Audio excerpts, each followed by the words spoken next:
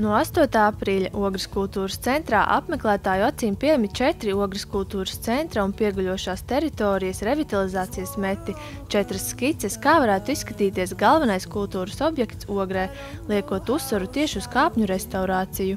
Domāju, ka ik viens Ogres novada iedzīvotājs ir pamanījis, ka šīs kāpnes ir, es pat teiktu, bīstamā stāvoklī un ir nepieciešams viņu atjaunošana, restaurācija. Un deputāti vairāk kārtīgi ir domājuši, vai atjaunot šādā pašā izskatā kāpnes, jo savulaik kultūras centra projektā kāpnēm bija zinām nozīme, jo kultūras centrs no putna lidojuma izskatās kā ģitāra un kāpnes ir viņas stīgas.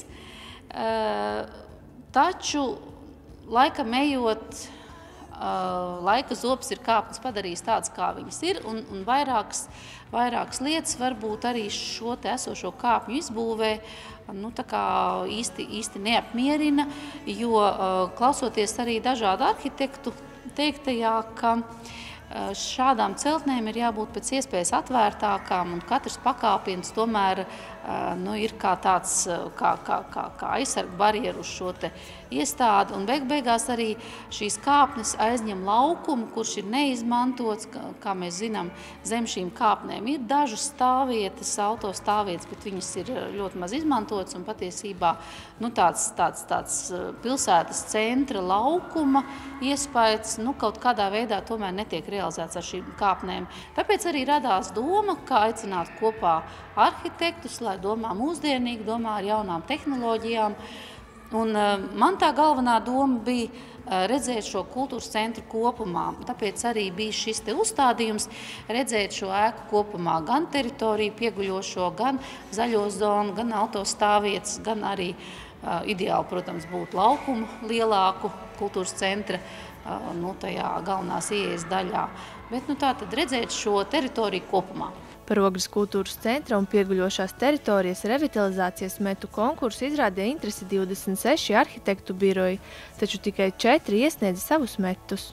Tas nozīmē, ka darbs nebija vienkāršs, un varbūt arī šis te redzējums, kas arī ir šajos 4 darbos, kā arhitekti teica, ir dažādi līmeņi. Dažādi līmeņi ir ļoti vienkārši un ir pietiekoši sarežģīts un pietiekoši arī tāds, ietilpīgs arī finansiālā ziņā risinājums.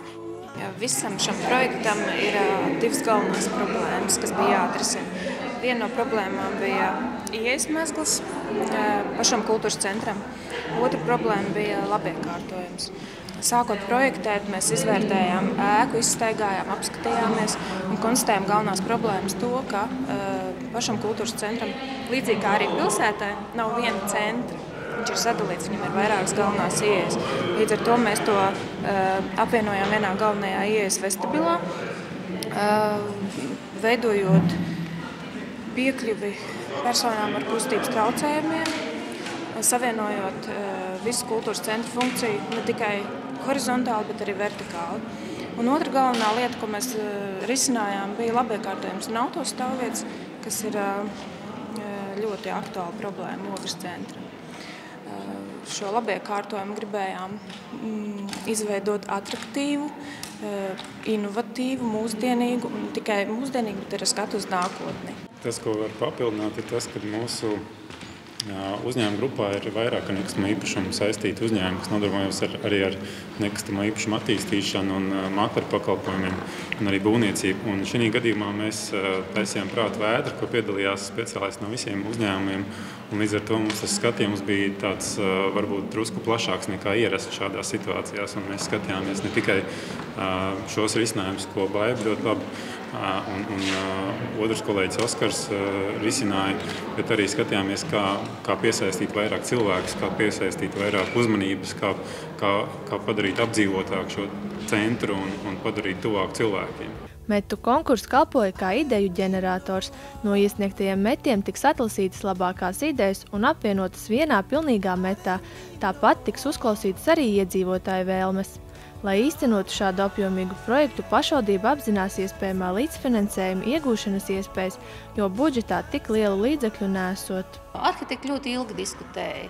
Un atkal Pīlēna kunga gudrais teikums ir nesteidziniet ar projektēšanu. Ja? Šobrīd mēs runājam par metu konkursu, šīs idejas realizēšanu, uzlabošanu. Noteikti arī šobrīd tiek atklāti izstādes. Es domāju arī, ka Ogres iedzīvotāji redzēs šos darbus un varbūt arī būs kādas idejas, ja, kā šo te uzvarētāju tomēr varbūt vēl ir lietas, kas ir, pielabojums, uzlabojums, ja ir iespējams arī, kā jau es teicu, šo biblioteku savienot, jā, tad arī šai te ieguldāmai naudai līdzekļiem ir mazliet cita vērtība, ja, ka mēs tomēr panākam lielāku rezultātu, kā varbūt sākumā bijām gaidījuši tikai. Tā kā es ceru, ka iedzīvotāji arī izteiks savas domas, un tātad mēs pie šī meta strādāsim, lai izstrādātu viņu tādu, kā mēs vēlētos.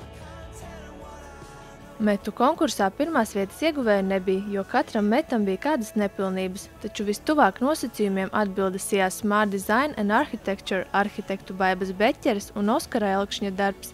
Par šo metu viņi ieguva 3000 eiro lielu prēmiju. Savukārt 3. vietu ieņēma Sijā Balteks grupa arhitekti Imants Bitmanis un Pāvels Rašetņikovs, iegūstot 2000 eiro lielu prēmiju. Visi 4 meti apskatāmi Ogres kultūras centra mazajā zālē līdz 17. aprīlim. Sintija Lukša, Artis Supe, Ogres televīzija.